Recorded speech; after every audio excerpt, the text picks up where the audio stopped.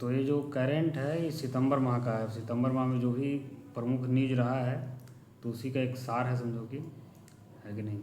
तो चलिए क्वेश्चन बताइए कि सिविल सेवा की परीक्षा में जो असफल मेधावी छात्र जो होते हैं उसके लिए एक डिजिटल प्लेटफॉर्म बनाया गया है कि ताकि उनको निजी कंपनियों द्वारा हायर किया जा सके, उनको नौकरी दिया जा सके। तो कौन सा डिजिटल प्लेटफॉर्म बनाया गया है? प्रतिभा सेतु, सही, ठीक है।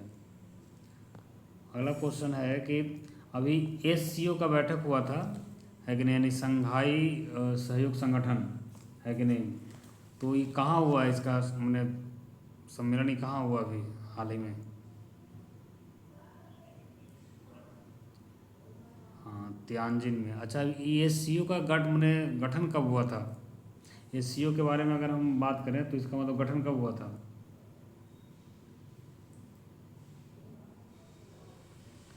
इसका देखो, इसका गठन 2001 में हुआ है। ऐसे इसका शुरुआत जो है 1996 में हुआ था, संघाई फाइव के नाम से। इसमें 5 देश था, चीन, रूस और 3 गो मध्य एशिया का देश था, कजाकिस्तान, किर्गिस्तान और तजाकिस्तान, है कि नहीं। फिर बाद में 2001 में जो है उज्बेकिस्तान इसमें जुड़ा, है ना। तो इसका नाम उस समय से रख दिया गया संघाई सहयोग संगठन। 2017 में जो है इसमें भारत और पाकिस्तान दोनों एक साथ सदस्य बनाया इसका, है कि नहीं। तो 6 × 2 = 8 देश। और उसके बाद फिर ईरान बना 2023 में सदस्य, 9 देश। और लास्ट जो 10वां सदस्य देश इसका बना है, बेलारूस बना है कि नहीं। तो ये बहुत ही इंपॉर्टेंट चीज़ है कि इसका सदस्य देश जो है 10 वो है। और लास्ट जो लेटेस्ट है वो कौन है? बेलारूस है। और अगला बार जो ब्रिक्स शिखर सम्मेलन होगा 2026 में, वो भारत में होगा, है कि नहीं। तो ये भी चीज़ ध्यान रखना है। हालांकि दूसरा संगठन है, लेकिन इसमें जब मोदी जी गए हुए थे वहाँ चीन, तो उनको आमंत्रण दिए हैं कि अगला साल मेरे के यहाँ जो पार्टी है उसमें आइएगा, है ना। और एससीओ का जो पर्यवेक्षक देश है वो कौन है? अफगानिस्तान और मंगोलिया, दो गो उसका पर्यवेक्षक देश है। एससीओ का जो मुख्यालय है वो कहाँ है? उसका मुख्यालय बीजिंग बीजिंग में है। हाँ, बीजिंग में है। ठीक है। अच्छा, अब जैसे देखो, उपचुनाव जो है हमेशा, जैसे विधानसभा का कोई सीट खाली हो जाता है या कोई लोकसभा का सीट खाली हो जाता है तो उसको बीच में उपचुनाव होता है कि नहीं। तो ये उपचुनाव भी अब जो एक राष्ट्र एक चुनाव पर जो संसदीय समिति का गठन किया गया है, मतलब इसको लागू करने के लिए एक संसदीय समिति का गठन किया गया है। तो वो जो है वो एक सुझाव और दिया है कि उपचुनाव भी साल में जो है 2 बार होना चाहिए। जैसे कोई सीट खाली होता है तो उसको कितना समय के अंदर भरना होता है? जैसे मान ले, हाँ, कोई जैसे विधानसभा का या लोकसभा का सीट अगर खाली हो जाता है तो उसको 6 महीने के अंदर भरना होता है। तो साल में 2 बार। इसे देखो, अभी इसे डेटा दिया है कि 2024 में करीब 28 बार उपचुनाव हुआ, है कि नहीं। इसे हमेशा चलते रहता है, कोई राज्य में, ये राज्य में, वो राज्य में, है कि नहीं। तो अब क्या किया जाएगा कि साल में 2 बार उपचुनाव होगा, है कि नहीं। और बार बार उपचुनाव नहीं होते रहेगा, है ना। अच्छा, एक राष्ट्र एक चुनाव पर जो है एक समिति का गठन किया गया था, तो उसका अध्यक्ष कौन था? हाँ, रामनाथ कोविंद, सही है। चलिए, ठीक। अभी जो है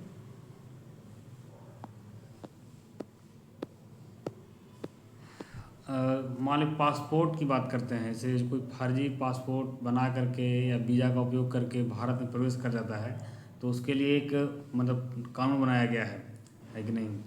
जो इसका नाम है आव्रजन एवं विदेशी अधिनियम 2025, है ना। इसको पारित किया गया है।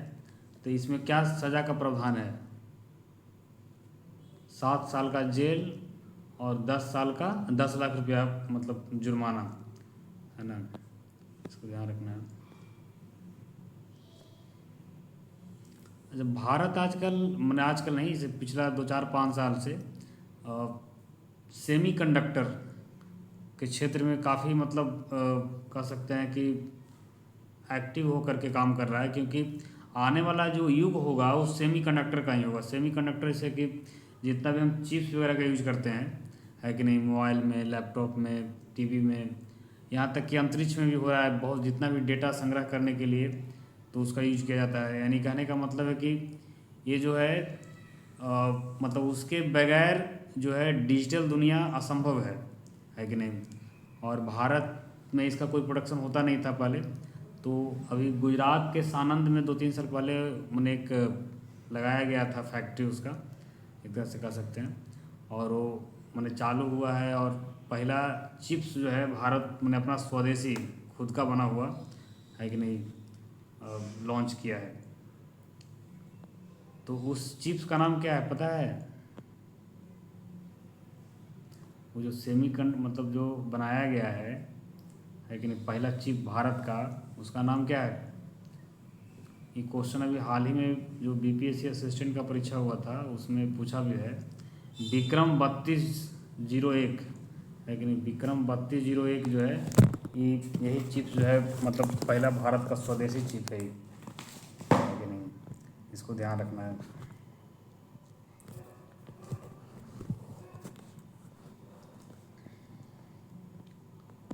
अच्छा अच्छा, अगर मान लो कोई इसे शहरी क्षेत्र है तो वहाँ आंगनवाड़ी जो है मतलब कितना डिस्टेंस के अंदर होना चाहिए?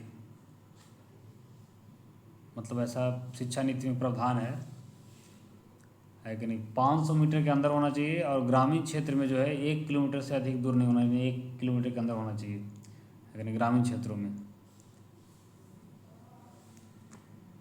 बाकी इस पर तो बात हुआ है कब पहले भी। अच्छा, धार्मिक स्वतंत्रता की बात करते हैं। तो अभी उत्तराखंड सरकार जो है एक विधेयक पारित किया है, धार्मिक स्वतंत्रता संशोधन विधेयक 2025, है कि नहीं। इसमें क्या प्रावधान है, क्या किया है ये?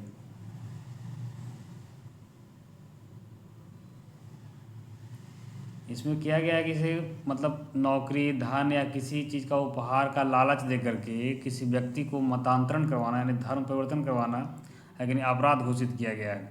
या बहुत सारी चीज़ों में जैसे विवाह के लिए भी जो है आदमी धर्म परिवर्तन करवाता है, तो उसको भी अवैध माना है कि विवाह के लिए जो है, क्योंकि हमारा संविधान जो है धर्म को क्या मानता है, अंतःकरण की जो है स्वतंत्रता मानता है इसको। यानी कि धर्म जो है ऐसा नहीं कि कोई कपड़ा नहीं है कि बदल लिए तुरंत। ये जो है अंदर से जो आवाज़ आता है उसके आधार पे आदमी जो है अपना बिहेव करता है, लेकिन ये स्वतंत्रता संविधान द्वारा दिया गया है। और इस संविधान में किस अनुच्छेद में जो है मतलब धार्मिक स्वतंत्रता की बात की गई है? अनुच्छेद 25 से 28, ठीक है। अच्छा, 1994 में एक मामला था, आया था एसआर बोम्मई बनाम भारत सरकार, है कि नहीं। उसमें सुप्रीम कोर्ट जो है पंथ निरपेक्षता को या धर्म निरपेक्षता को जो भी है उसको संविधान का आधारभूत ढांचा माना है। आधारभूत ढांचा का मतलब कि उसको सरकार जो है कानून बना करके समाप्त नहीं कर सकती है। हालांकि जोड़ा गया था 1942 में, 1976 में जो है, नहीं सॉरी, 42वां संविधान संशोधन द्वारा 1976 में जोड़ा गया था इसको, पंथ निरपेक्ष को भारत का जो प्रस्तावना है उसमें, है कि नहीं। लेकिन उसके पहले भी जो धार्मिक स्वतंत्रता है लोगों को, वो पहले से भी मौजूद था, लेकिन उसको एक वर्ड के रूप में परिभाषित किया गया वहाँ पे। यहाँ पे अगर हम बात करें भारत में धार्मिक स्वतंत्रता की, तो क्या क्या मतलब क्या प्रोविज़न है उसके लिए? अगर हम इसे किस प्रकार का, मैंने पंथ निरपेक्षता का मतलब इसे क्या होता है आगे बताइए। हाँ, मैंने पंथ निरपेक्ष का मतलब है कि राज्य का कोई धर्म अपना नहीं होगा, पहला बात, है कि नहीं। और सरकार द्वारा यानी राज्य द्वारा सभी धर्मों को समान रूप से ट्रीट किया जाएगा, समान संरक्षण दिया जाएगा, है कि नहीं। ये पहला मूल तत्व हो गया।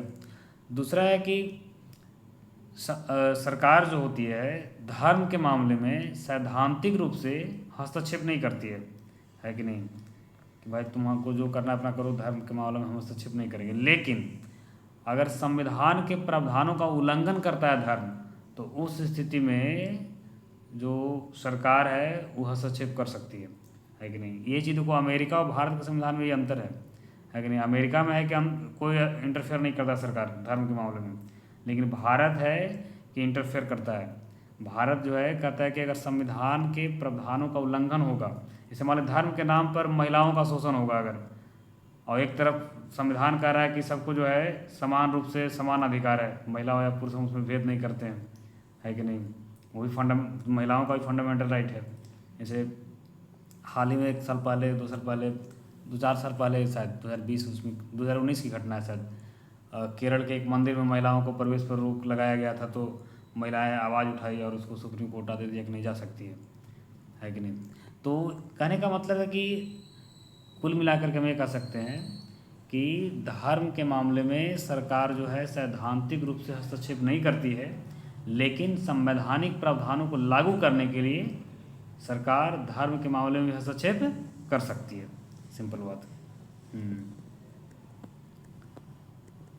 अच्छा, जीएसटी स्लैब की बात करते हैं। जीएसटी लागू कब हुआ था? 2017 में। 1 अप्रैल 2017 से शायद लागू हुआ था। और उसमें उस समय 4 स्लैब था, माने कि जीएसटी का दर जो है 4 प्रकार का था, 5%, 12%, 18% और 28%। लेकिन अभी जो है 2 स्लैब में उसको बांट दिया गया है। 3 स्लैब है, लेकिन मेनली जो आदमी के ज़रूरत का सामान है वो सब 2 स्लैब में कर दिया गया है, 5% और 18%। एक 40% का भी स्लैब बनाया गया है, उसमें लग्जरियस वस्तु को रखा गया है, जैसे पान मसाला है, गुटखा है, सिगरेट है, क्योंकि सब आदमी का ज़रूरत का सामान नहीं है। ये जो है आदमी का एक तरह से कह सकते हो लग्जरियस चीज़ है, या फिर उसको हम कह सकते हैं कि हानिकारक चीज़ है, तो इसलिए उस पर टैक्स थोड़ा ज़्यादा बढ़ा दिया गया है। तो ये चीज़ ध्यान रखना है। और ये जीएसटी काउंसिल की 56वीं बैठक में ऐतिहासिक फैसला लिया गया है। ये चीज़ सबसे इम्पोर्टेंट ये तो हर कोई बता देगा कि 4 स्लैब था उसको 3 स्लैब कर दिया गया है, 5%, 18% और 40%। लेकिन ये जो अहम निर्णय लिया गया कि 4 स्लैब को 3 स्लैब किया जाए, तो जीएसटी काउंसिल का कितवां बैठक था ये? तो 56वां बैठक था, है कि नहीं। तो ये चीज़ इंपॉर्टेंट है इसमें। अच्छा, बाकी आईआईटी मद्रास के बारे में तो जानते हैं, हमेशा ही ओवरऑल टॉप रहता है कि नहीं। इसमें ज़्यादा कुछ डिस्कस करने की ज़रूरत है ही नहीं। अच्छा, जीएसटी जो है कैसा टैक्स है, किस प्रकार का टैक्स है ये? अप्रत्यक्ष कर है। हाँ, पहले से जब जीएसटी नहीं था तो पहले कई प्रकार का अप्रत्यक्ष कर लगता था, जैसे सेंट्रल एक्साइज ड्यूटी लगता था, वैल्यू एडेड टैक्स लगता था, सेंट्रल सेल्स टैक्स लगता था, सर्विस टैक्स लगता था। अब उस सब को मिला करके सब कर दिया गया है सीधा जीएसटी, है कि नहीं। जीएसटी को कई जो विपक्षी पार्टी वाला है उसको गब्बर सिंह टैक्स भी कहते हैं, है कि नहीं। और रियल में जीएसटी का पूरा नाम क्या होता है? हाँ, गुड्स एंड सर्विस टैक्स, ठीक है। 2016-17 में अगर हम बात करें तो भारत का जो अप्रत्यक्ष कर संग्रह था वो कितना था? 8.83 लाख करोड़ था। अभी कितना हो गया 2024-25 में? 22.08 लाख करोड़ हो गया है कि नहीं। 17-18 में अगर हम बात करें, भारत का जो अर्थव्यवस्था था उसका आकार जो था वो 2.6 ट्रिलियन डॉलर का था। अभी 4 ट्रिलियन डॉलर से अधिक का हो गया है, 4 पॉइंट समथिंग है कि 1-2, है ना। तो इस प्रकार का हो गया। इसको भी ध्यान रखना है कि भारत का जो कोई पूछे कि भारत का इकोनॉमी कितना बड़ा है, उसका आकार क्या है, तो हम बोलेंगे कि 4.12 ट्रिलियन डॉलर, है कि नहीं। अगर ट्रिलियन डॉलर नहीं लिखा हुआ है तो उसको वो कितना लाख करोड़, है कि नहीं, ये भी बोल सकते हैं। अमेरिका का सबसे ज़्यादा व्यापार घाटा किसके साथ होता है? चीन के साथ। हाँ, भारत के साथ कितना उसका घाटा होता है? यानी भारत जैसे अमेरिका से व्यापार करने में भारत फ़ायदे में है, यानी कि भारत ज़्यादा जो है अमेरिका को निर्यात करता है कि नहीं, आयात उससे कम करता है। कितना कम करता है? आयात कम, उससे कितना कम करता है? तो 45.8 अरब डॉलर कम निर्यात करता है। मतलब कहने का मतलब कि जिसे इस हमारे व्यापार घाटा किसको कहते हैं? जितना हम आयात करते हैं अमेरिका से और निर्यात करते हैं उसका डिफरेंस, है कि नहीं। तो अगर अमेरिका को उसमें व्यापार घाटा हो रहा है, इसका मतलब है कि भारत जो है उसको निर्यात ज़्यादा करता है और वहाँ से सामान कम खरीदता है। इसीलिए ट्रंप जो है अकबकाइल है, वो चाहता है कि तेल हमसे खरीदे, हथियार ज़्यादा हमसे खरीदे, है कि नहीं। बस हमारा है, इसीलिए भारत पर जो है टैरिफ को बढ़ा दिया है। वो चाहता है कि रूस से न खरीद करके भारत जो है तेल ज़्यादा हमसे खरीदे। रूस जो है भारत को तेल सस्ता दाम में देता है थोड़ा, तो जाहिर सी बात है अब उतना बड़े मात्रा में तेल खरीदा रहा है भारत, और उसको अगर सस्ता मिल रहा है तो जाहिर सी बात है सस्ता तेल खरीदेगा। अच्छा, जापान के अभी जो प्रधानमंत्री थे शिगेरू इशिबा, हाँ वो जो है इस्तीफा दे दिए हैं। चलिए अब हम बात करते हैं थोड़ा सबालेंका पर, जो अ, विंबलडन, हाँ यूएस ओपन में जो है महिला एकल खिताब जीती है, और इसका दूसरा महिला एकल खिताब मतलब है इस साल 2025 में, है कि नहीं? नहीं नहीं सॉरी, दूसरा उसका यूएस ओपन खिताब है ना। दूसरा पिछला साल भी जीती थी, 2024 में भी जो है यही जीती थी आर्याना सबालेंका, और इस बार में यानी कि यूएस वाला जो है पिछला साल वाला भी इस साल वाला भी, यानी 2024 का भी 2025, देखो यहाँ पे लिखा हुआ है यूएस ओपन, ये अभी तक 4 खिताब जीती है। ये वो ऑस्ट्रेलियन ओपन जीती है 2023 में और 24 में, है कि नहीं? ये चीज़ के लिए बड़ा मतलब अथी है कि 23 और 24 दोनों में जीती है ऑस्ट्रेलियन ओपन, और 24-25 दोनों में जो है यूएस ओपन, है कि नहीं? अगर हम और पुरुष वाला बात करें 2025 का, तो 2025 में ऑस्ट्रेलियन ओपन और विंबलडन ओपन, विंबलडन जो है 4 गो ग्रैंड स्लैम होता है ना साल में, ऑस्ट्रेलियन, फ्रेंच, विंबलडन और यूएस, है कि नहीं? ये क्रम उसका यही है। अगर इसको ट्रिक से याद रखेंगे तो हम ऐसे भी याद रखते हैं, ऑस्ट्रेलिया फेक विडम्बना अमेरिका का, अमेरिका मतलब यूएस वाला, ऑस्ट्रेलिया फेक विडम्बना अमेरिका, विडम्बना अमेरिका का, यानी कि आगे ऑस्ट्रेलियन होता है, उसके बाद फ्रेंच होता है, उसके बाद विंबलडन यानी कि जो ब्रिटेन में होता है, और फिर यूएस।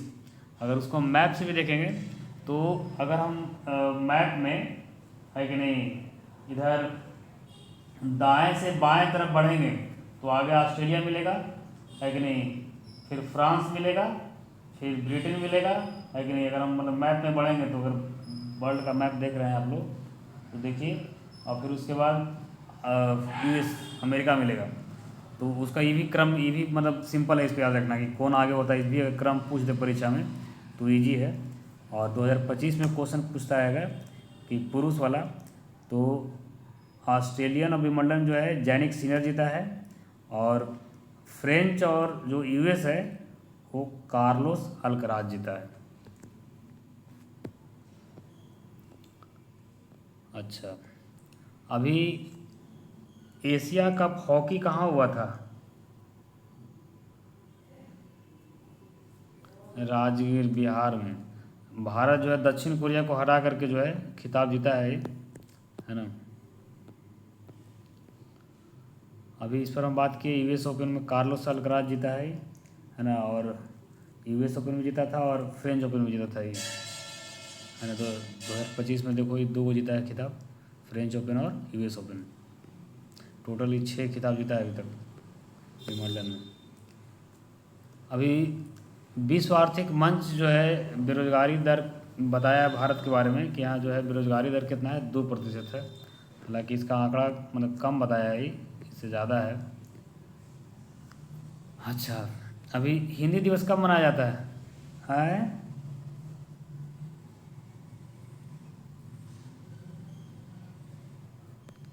कैसे, हम समझे नहीं। हाँ हाँ G20, हाँ G20 देशों में सबसे कम है कि नहीं, ये बताया है। हो सकता है उसके पास डेटा उतना परफेक्ट नहीं होगा, ये कोई जरूरी थोड़ी कि सब जो, है कि नहीं। हालांकि ये है कि परीक्षा में पूछता है इसके अनुसार, ये जो मतलब एक प्रभावी मतलब अथी तो है ही संस्था, तो अकॉर्डिंग पूछता है, उसके अनुसार बताना पड़ता है। हाँ, तो अब बता दें हिंदी दिवस कब मनाया जाता है? 14 सितंबर को। क्यों मनाया जाता है 14 सितंबर को? क्योंकि इसी दिन 14 सितंबर 1949 को ही हिंदी को राजभाषा के रूप में मान्यता दिया गया था, है कि नहीं। अच्छा, अभी लेटेस्ट इसका न्यूज़ है इसके बारे में कि गांधीनगर में, यानी गुजरात के गांधीनगर में 5वां अखिल भारतीय राजभाषा सम्मेलन का आयोजन किया गया हिंदी दिवस के अवसर पर, है कि नहीं। और जिसमें उस सभा को संबोधित किए एक तरह से गृह मंत्री अमित शाह। अगर हम हिंदी के बारे में और बात करें, हिंदी एक हमारा राजभाषा है, तो पहला है कि किस भाग के अंतर्गत आता है, राजभाषा का जो है वर्णन संविधान के किस भाग में है? भाग 17 में है। 17 में जो है हाँ राजभाषा है। और आर्टिकल की बात करेंगे यानी अनुच्छेद की बात करेंगे, 343 से लेकर के 351 तक है कि नहीं, राजभाषा के बारे में। नहीं, 343 ध्यान रखना, 343 से लेकर के 351 तक राजभाषा संबंधी प्रावधान किया गया है।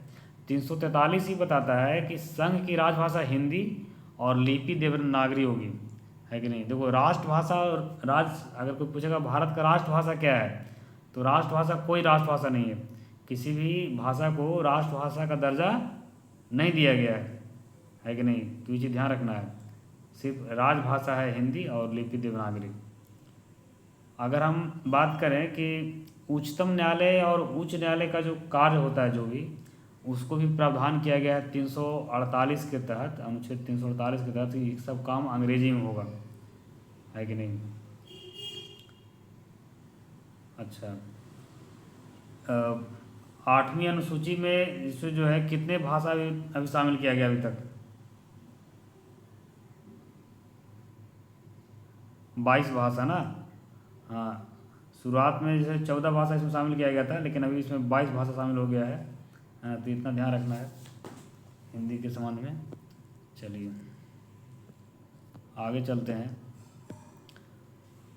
अभी भारत में जो गरीबी है 2021 तक जो रिपोर्ट है विश्व बैंक का, इसके अनुसार भारत में गरीबी कितना है? लगभग 12%, 11.91%, है कि नहीं। अच्छा, भारत अभी जो है विश्व का केवां सबसे बड़ा अर्थव्यवस्था है? हाँ, विश्व की चौथी सबसे बड़ी अर्थव्यवस्था जो है भारत बन गया है, और उम्मीद है कि आने वाले दिन में जो है तीसरी अर्थव्यवस्था भी बन सकता है कि नहीं। 2025 में ये तो चर्चा कर ही चुके हैं कि भारत का जो अर्थव्यवस्था का आकार है वो $4 ट्रिलियन से ज़्यादा का हो चुका है कि नहीं। अगर हम बात करें 1950 में जब देश आज़ाद हुआ था, उस समय भारत का जो इकोनॉमी था वो कितना था? $35 अरब, मात्र। अरब ट्रिलियन नहीं था, मैंने मात्र $35 अरब का जो है इकोनॉमी था भारत का उसमें। आज समझो कि भारत इतना पैसा दूसरा देश का सहयोग कर देता है। अच्छा, अभी भारत का जो जीवन प्रत्याशा है वो कितना है, मतलब औसत आयु भारत के लोगों का कितना है 2025 में? हाँ, 72.5 वर्ष। हाँ, 72.5 है। शिक्षा दर जो है 76.3 है, साक्षरता दर, है ना।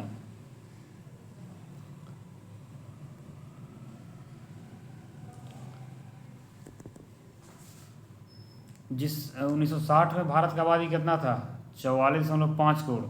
और जिस समय देश आज़ाद हुआ था उस समय देश का आबादी जो था कितना था? 32 करोड़। यानी 1947 में था 32 करोड़। यानी टोटल आबादी भारत का 36 करोड़ था, लेकिन पाकिस्तान बटा तो उसमें पाकिस्तान मैंने 4-5 करोड़ पाकिस्तान था, है कि नहीं। तो और आज हो गया 145 करोड़ आबादी, यानी 32 करोड़ से हम हो गए कितना? 145 करोड़। अभी भारत के 15वां उपराष्ट्रपति कौन बने हैं? सीपी राधाकृष्णन। ये कौन राज्य से बिलोंग करते हैं? तमिलनाडु, ठीक है। और इनके विरोध में जो है कौन उम्मीदवार मैंने चुनाव लड़ा था? वो पूर्व जस्टिस थे, जस्टिस बी सुदर्शन रेड्डी। ये आंध्र प्रदेश से बिलोंग करते हैं, है कि नहीं। तो यहाँ पे राधा कृष्णन को 452 वोट मिला और 300 वोट मिला है रेड्डी को।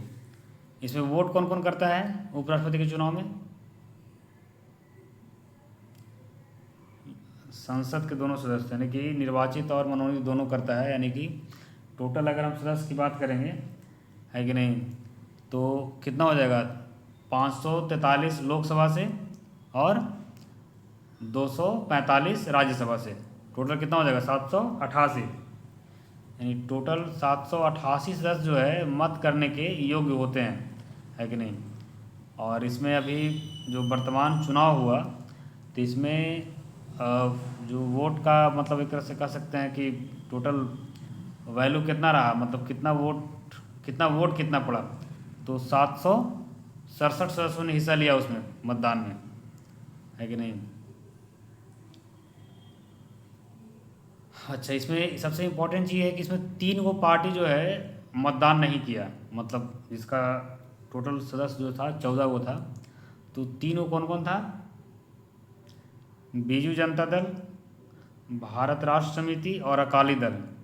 ये तीनों याद रखना है, बीजू जनता दल, भारत राष्ट्र समिति और अकाली दल, है कि नहीं। बीजू जनता दल तो उड़ीसा का पार्टी है, अकाली दल पंजाब का है, क्षेत्रीय पार्टी है। ये भारत राष्ट्र समिति कहाँ का पार्टी है, इसको सर्च कीजिए गूगल से, है ना।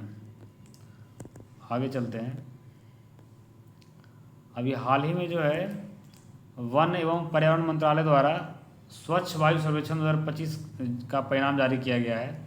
इसमें 10 लाख से अधिक आबादी वाला शहर में सबसे स्वच्छ शहर का दर्जा किसे दिया गया है, किसे चुना गया है, इंदौर को।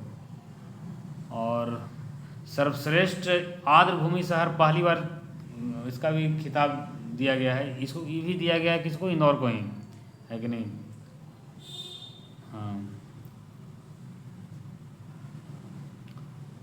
चलो ठीक। पटना का स्थान इसमें 27वां है, 10 लाख से अधिक आबादी वाला शहर में।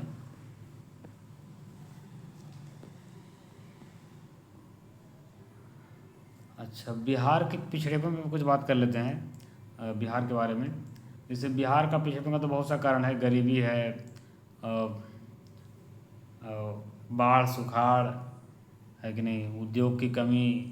लेकिन कुछ इसमें दिया है, जो संपादकीय इसमें दिया है कि जब देश मतलब आज़ाद हुआ उसके बाद सब चल रहा था चीज़ें, तो बिहार झारखंड जब एक ही था, तो जो अभी झारखंड का एरिया है वो तो खनिज से समृद्ध था, कोयला लोहा ये सब बहुत निकलता था।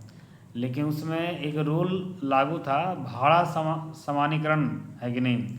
यानी कि अगर धनबाद से मान लो कोयला कोई ले जा रहा है मुंबई और कोई पटना, तो मैंने जो भाड़ा लगता था उससे भी लगता था। तो इसलिए जो उद्योगपति जो थे तो उसको लगा कि जब हमको कोयला लाने में धनबाद से मान लो कि पुणे उसको ले जाना है, तो बोला उतना ही भाड़ा लगेगा जितना पटना में। अगर मान लो कि पटना में लाने में कम भाड़ा लगता तो उद्योगपति जो है अपना इन्वेस्ट कहाँ करता, पटना में करता, है कि नहीं।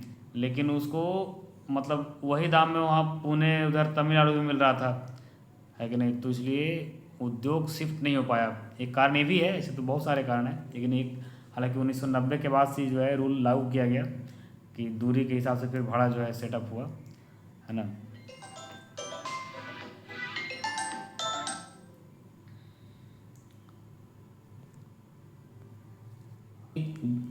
अगर बिहार के मामले में बात करें तो बिहार का जो बजट 2005-06 में था वो कितना का था, 26,328 करोड़ रुपये का, मात्र इतना का ही था।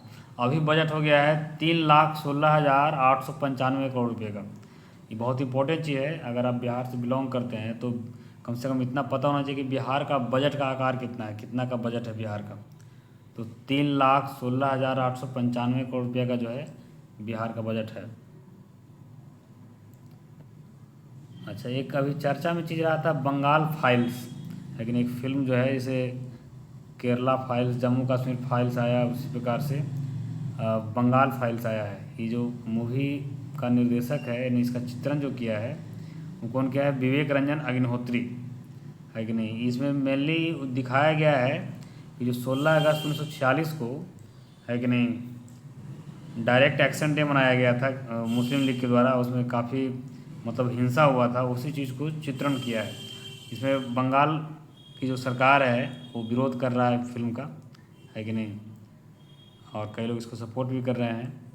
तो यहाँ पे ध्यान रखना है कि ये तो कई बार क्वेश्चन इतिहास में पूछता भी है कि नहीं, कि डायरेक्ट एक्शन डे कब मतलब मुस्लिम लीग शुरू किया था, हाँ 16 अगस्त 1946 को। उस समय बंगाल का जो प्रधानमंत्री था कौन था, HS सुहरावर्दी। ये मेनली कोलकाता के नोआखली में हिंसा हुआ था। उसमें गांधी जी नोआखली गए थे हिंसा को रुकवाने के लिए। उसमें गांधी जी के साथ में और कौन थे, याद है? प्यारेलाल। अच्छा, गिरमिटिया मजदूर का नाम सुना है? गिरमिटिया मजदूर, ये क्या होता था? गिरमिटिया मजदूर से मान लो अंग्रेज के ज़माने में, जब अंग्रेज यहाँ शासन कर रहा था, तो पहले तो क्या करता था कि लोगों को कर्ज के जाल में फंसाता था, कर्ज दे नहीं पाता था तो उसका ज़मीन जायदाद पे हथियार जाता था, उसके बाद भी नहीं कर्ज दे पाता था तो एक तरह से उसको बेच दिया जाता था आदमी को, है कि नहीं, खरीद लेता था।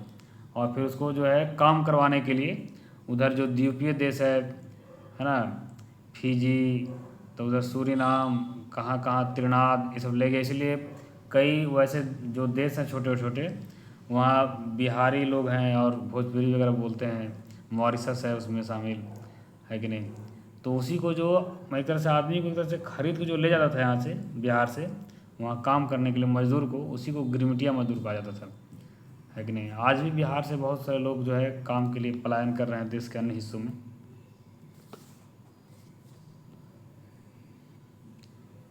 विदेशिया जो है भारत का क्या है, नाटक है, जिस भिखारी ठाकुर जो है इसको अधिक किया था। इसमें वही सब जो प्रवासी मजदूर है उसी को ही चित्रांकन किया है ना। भिखारी को मर गए।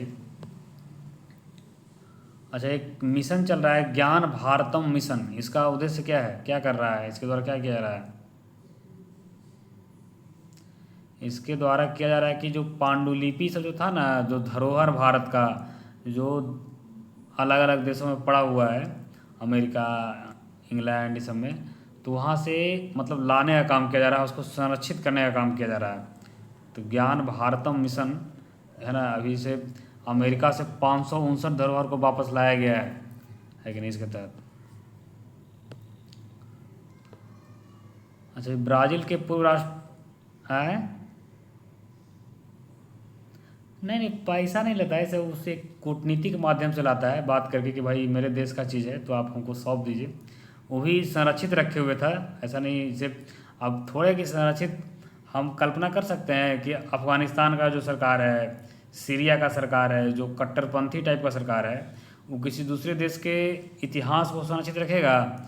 वो जो है एक तरह से ये हम ये कह सकते हैं कि कई मामलों में मानते हैं कि अंग्रेज़ खराब थे, लेकिन इस मामले में बड़ा समझदार हैं कि दूसरे देश के जो कह सकते हैं कि एक धरोहर है उसको भी संरक्षित रखने का काम किया है कि नहीं। जैसे अभी देखो अफगानिस्तान में कितना बड़ा बड़ा बुद्ध प्रतिमा ये सब था, सब पहाड़ों में बना हुआ, वहाँ का जो एक तरह से कट्टरपंथी सरकार सब डायनामाइट लगा लगा के उड़ा के तोड़ दिया है। मतलब उस तरह का, मतलब अपने ज़माने का एकदम बेहतर नमूना था, है कि नहीं। चलो आगे बात करते हैं। जैसे ब्राज़ील के जो राष्ट्रपति थे, पूर्व राष्ट्रपति जायर बोल्सोनारो, है कि नहीं, इसको जो है 27 साल का जेल मिला है। ये ऐसा सज़ा पाने वाले पहले पूर्व राष्ट्रपति बने हैं।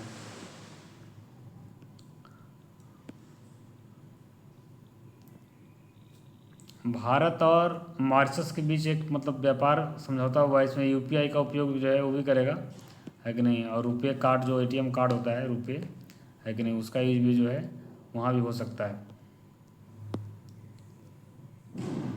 अच्छा, ये एक मामला बहुत गर्म रहा था।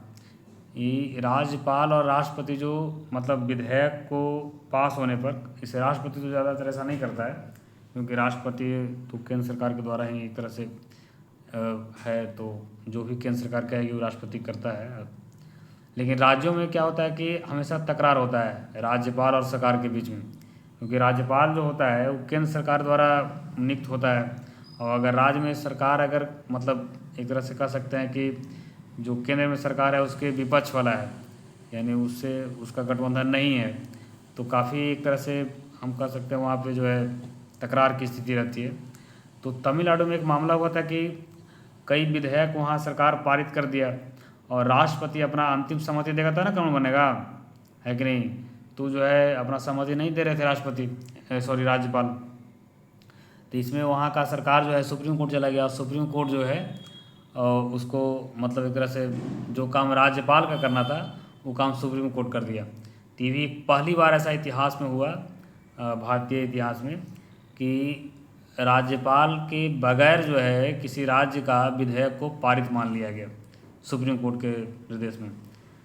तो इस पर फिर राष्ट्रपति कई सवाल लिख करके जो है सुप्रीम कोर्ट से जवाब मांगा कि क्या मतलब ऐसा हो सकता है कि अगर फिर राज्यपाल और राष्ट्रपति का फिर वैल्यू क्या रह जाएगा जब ये काम सुप्रीम कोर्ट ही करेगा। तो यानी सिंपल ये कह सकते हैं कि यहाँ पे सर्वोच्च न्यायालय यानी न्यायालय और सरकार के बीच तनातनी इस मुद्दे पे जो है चल रहा है। लेकिन अभी इसमें और मतलब निर्णय आना बाकी है, इसको बाद में बात करेंगे फिर। अच्छा, यूपीआई से हम लोग भुगतान करते हैं, जैसे गूगल पे करते हैं, फ़ोन पे करते हैं, तो हम लोग एक दिन में कितना भुगतान कर सकते हैं किसी को? नहीं, 10 लाख, देखो 10 लाख करें किसको, मतलब बिजनेसमैन को, है कि नहीं। यानी कोई दुकानदार को कर सकते हैं जिसका अकाउंट मतलब जो है बिजनेस अकाउंट है, तो उसको 10 लाख तक किया सकता है कि नहीं। यानी व्यक्ति से व्यापारी को 10 लाख तक कर सकते हैं, लेकिन व्यक्ति से व्यक्ति को करना होगा मान लिया जाए, तो उसका हस्तांतरण की सीमा 1 लाख रुपये ही है। यानी एक दिन में हम 1 लाख की जो है ट्रांसफ़र कर सकते हैं। ये सब चीज़ नॉर्मल चीज़ है, जानना चाहिए। अच्छा, अभी भारत एक अपना जो है रडार, स्वदेशी रडार बनाया है जिसका नाम क्या है, 3D ASR लांजा एन, है कि नहीं। ये स्पेन की कंपनी इर्दा जो है इंदिरा के सहयोग से बनाया है। ये बहुत इंपॉर्टेंट चीज़ है कि नहीं। जो 3D निगरानी रडार जो भारत बनाया है, ये किसके सहयोग से बनाया है? स्पेन की कंपनी इंदिरा, है कि नहीं। स्पेन की कंपनी जो है इंदिरा के सहयोग से बनाया गया है। चलिए, ये एक है जो 1897 में जब अफ़गानिस्तान और उस समय भारत अंग्रेज़ों के अधीन था, तो जो अंग्रेज़ों के सैनिक थे यानी कि भारतीय ही थे, उसमें युद्ध हुआ था सारागढ़ी के किला, है कि जो पाकिस्तान में पड़ता है, वहाँ युद्ध हुआ था। तो वहाँ 14,000 अफगान सैनिक था और मात्र 21 सैनिक था, और ये 21 सिख सैनिक जो है 6 से ज़्यादा अफगानों को मार दिया था। ये काफ़ी मतलब एक तरह से साहस वाला काम है।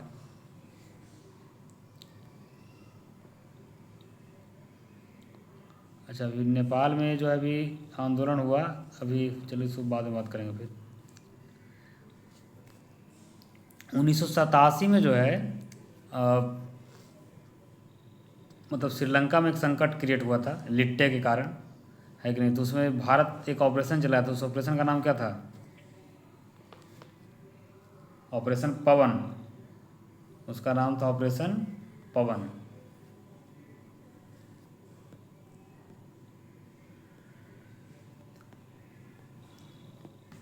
अच्छा, यहाँ पे देखो एक चीज़ समझने वाली बात है, बिहार में जैसे जो चुनाव होता है तो कई राजनीतिक पार्टियां चुनाव लड़ती है।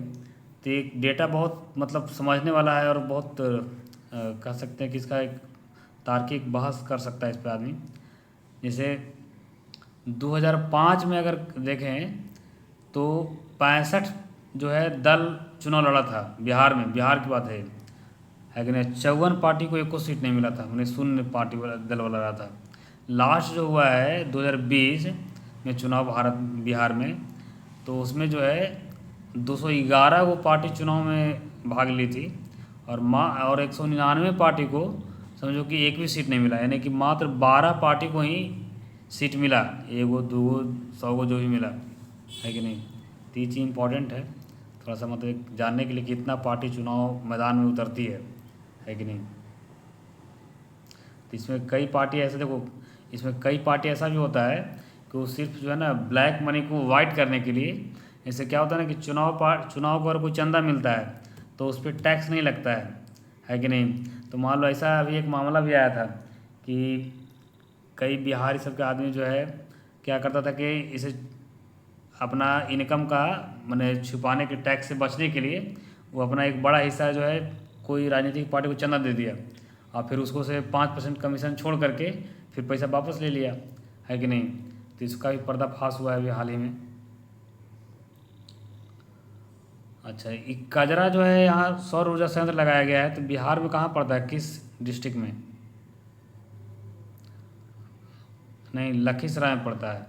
अब पीरपैंती भागलपुर में, है कि नहीं? अभी बिहार में जो अधिकतम मतलब जो बिजली की खपत है वो 8752 मेगावाट है, मेगावाट।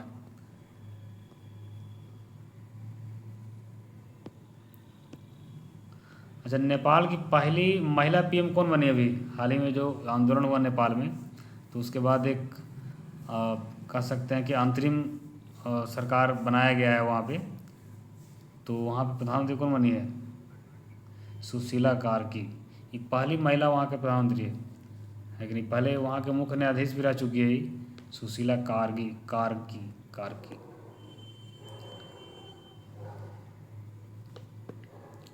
अच्छा, ये एक वक्फ संशोधन काफ़ी चर्चा में रहा है कि नहीं?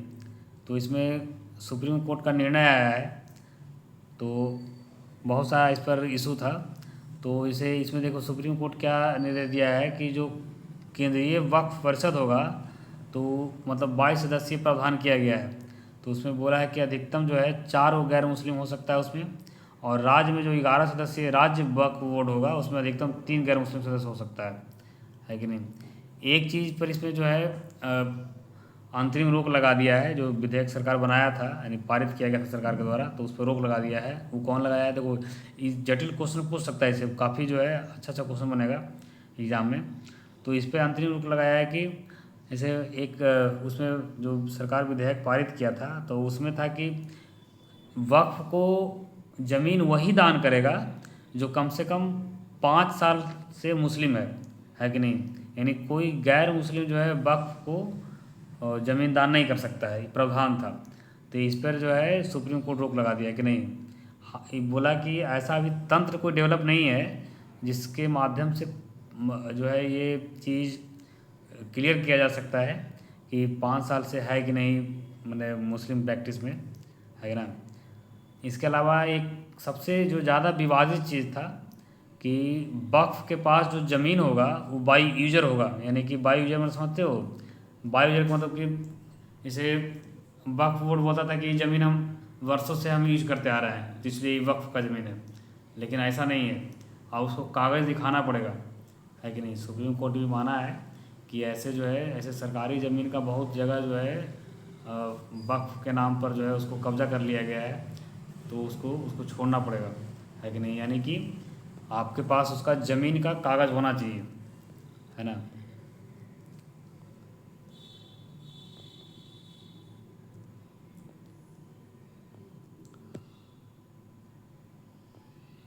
अच्छा, नेक्स्ट,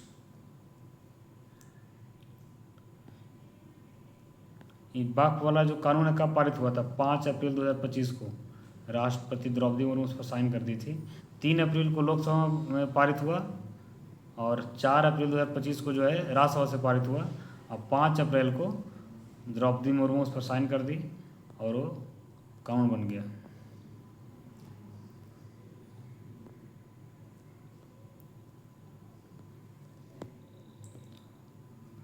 अच्छा, अभी दिलीप ट्रॉफी हुआ वो कौन जीता?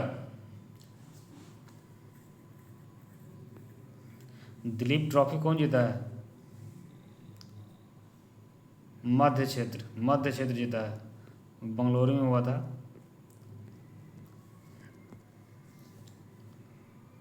स्विस शतरंज का खिताब कौन जीता? ग्रैंड स्विस शतरंज का खिताब आर वैशाली। ये जो आर वैशाली है ना, ये प्रज्ञानंद है ना, उसी की मैंने बहन है कि नहीं? ये सब ध्यान रखना है, जैसे दिव्या देशमुख, कोनेरी हम्पी, ये सब जो है शतरंज से संबंधित है। यही सब पूछता है इसमें ज़्यादातर, ये चीज़ ध्यान रखना है। अच्छा, एक वनतारा का नाम सुने हो? वनतारा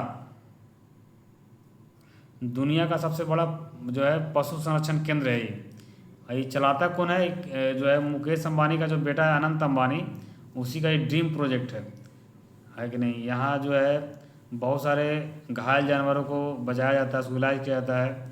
इस पर क्या हुआ था कि कुछ मतलब कह सकते हो विरोधी आदमी इस पर इसे ऐसा प्रावधान है नहीं, वन का जो कानून है, तो उसके अंतर्गत कोई भी प्रसन्न व्यक्ति मतलब जो मान लो कि विलुप्त प्राय जंतु है या किसी प्रकार का भी बाघ शेर ये सब को जो है वो मतलब कैद नहीं रख सकता है, लेकिन ये एक तरह से एक्सेप्शन है। और सबसे बड़ी बात है कि एक्सेप्शन इतना बड़ा है ही, इतना बड़ा एरिया में अब बहुत बड़े पैमाने पे जो है जीव जंतुओं को एक तरह से संरक्षण दिए हुए है कि नहीं। ये अनंत अंबानी का थोड़ा सा एक रुझान जो है मतलब जीव जंतुओं के प्रति काफ़ी ज़्यादा है, इस मामले में बहुत अच्छा आदमी है ये। तो इस पर कोई मतलब एक तरह से अथी लगाया था, आरोप लगाया था कि यहाँ एक तरह से जीव जंतुओं का मतलब दोहन हो रहा है या फिर पर्यावरण को लेकर के नुकसान हो रहा है चीज़ें। लेकिन सुप्रीम कोर्ट इसके लिए एक कमेटी एसआईटी गठन करने के बाद उसको में जो पाया है उसने कि नहीं ये जो है काम सही हो चल रहा है कि नहीं, यानी कि अनंत अंबानी के फेवर में जो है सुप्रीम कोर्ट निर्णय दिया है। ये जो है दुनिया का सबसे बड़ा हाथी देखभाल केंद्र है, इसमें 250 से अधिक हाथियों का झुंड है कि नहीं। देखो इसमें बेरोजगारी दर जो है कितना है भारत का, 5.1% रहा है कि नहीं। ये जारी किया है श्रम बल सर्वे के अनुसार, सांख्यिकी एवं कार्यक्रम मंत्रालय के द्वारा जारी किया गया है।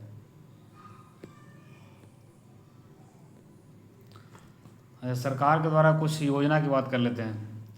जैसे उज्ज्वला योजना कब लाया गया था? 2016 में। उसके तहत करीब 10.33 करोड़ घरों को जो है कवरेज किया गया है, उतना गैस कनेक्शन दिया गया है। पीएम आवास योजना 2015 में लाया गया था, है कि नहीं। ये खाद्य सुरक्षा योजना के तहत जो है 2028 तक आदमी को 5 किलो अनाज मिलते रहेगा। करीब 81 करोड़ आदमी को अनाज मिल रहा है अभी, है कि नहीं। अच्छा, जनधन योजना कब आया था? 2014 में, 28 अगस्त 2014 को आया था ये, है कि नहीं। पीएम किसान योजना है, इसके तहत किसानों को जो है कितना पैसा मिलता है एक साल में? 6,000 रुपये। हाँ, लेकिन 4 महीना पर 2,000 मिलता है। 2017 में शुरू किया गया प्रधानमंत्री मातृ वंदना योजना।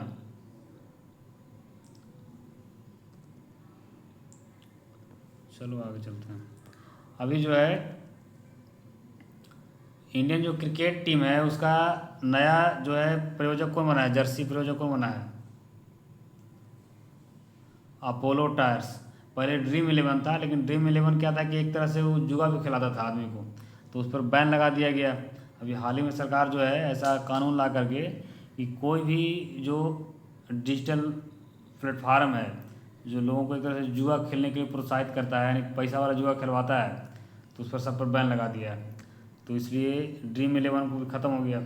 अब हो गया है कौन? Apollo tyres. अब जो मतलब इंडियन क्रिकेट टीम अगर जर्सी जो पहनेगा उस पर लिखा रहेगा अपोलो टायर्स। ये अपोलो टायर्स जो है क्या है, एक बहुराष्ट्रीय कंपनी है टायर का, है कि नहीं, जिसका मुख्यालय गुरुग्राम में है।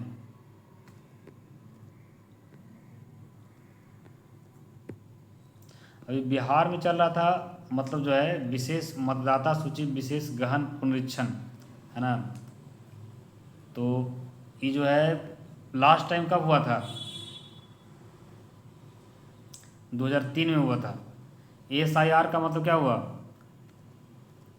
विशेष गहन पुनरीक्षण, यानी कि स्पेशल इंसेंटिव रिवीजन, है कि नहीं। ये देखो बहुत अच्छा डाटा दिया है नीतीश कुमार विधानसभा में बढ़ी आधी आबादी की भागीदारी, यानी जो है अभी 2020 में चुनाव हुआ लास्ट बिहार विधानसभा का, तो उसमें कै गो महिला चुनाव जीती थी? 26 गो, है कि नहीं। 26 गो महिला जो है उसमें चुनाव जीती थी।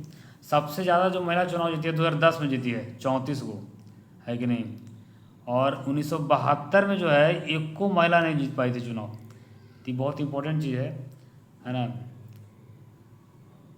1952 में पहला चुनाव हुआ था।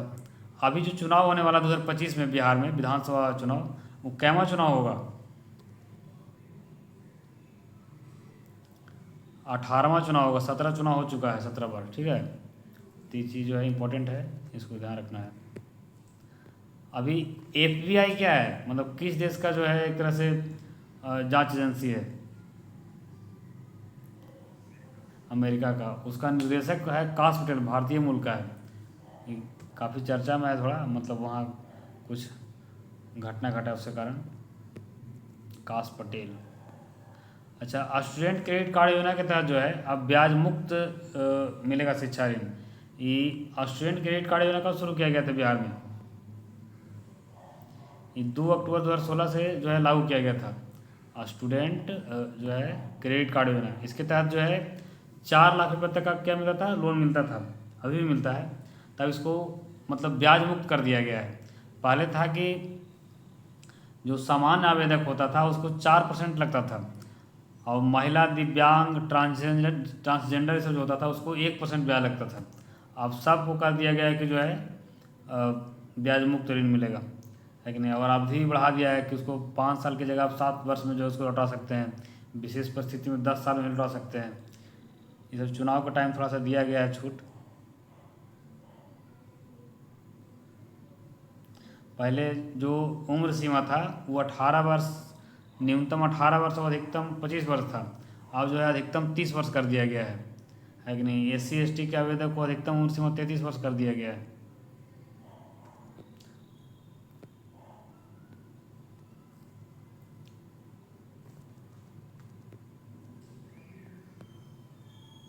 अच्छा, यूनेस्को में जो है जो बिहार का छठ पर्व है उसको भी मैंने यूनेस्को के सांस्कृतिक धरोहर में जो है शामिल करने की प्रक्रिया चल रही है। अभी तक भारत के 15 सांस्कृतिक तत्व जो है यूनेस्को की अमूर्त धरोहर सूची में शामिल किया गया है। जैसे जैसे मान लो कि प्रयागराज में जो कुंभ मेला लगता है, महाकुंभ, तो इसको भी यूनेस्को के जो है धरोहर में शामिल किया गया है। अमूर्त धरोहर, अमूर्त माने जो दिखता नहीं है कि नहीं, इस प्रकार का। चलो अब डिटेल बात जो है अब कल करेंगे, है कि नहीं। बहुत हो गया आज का।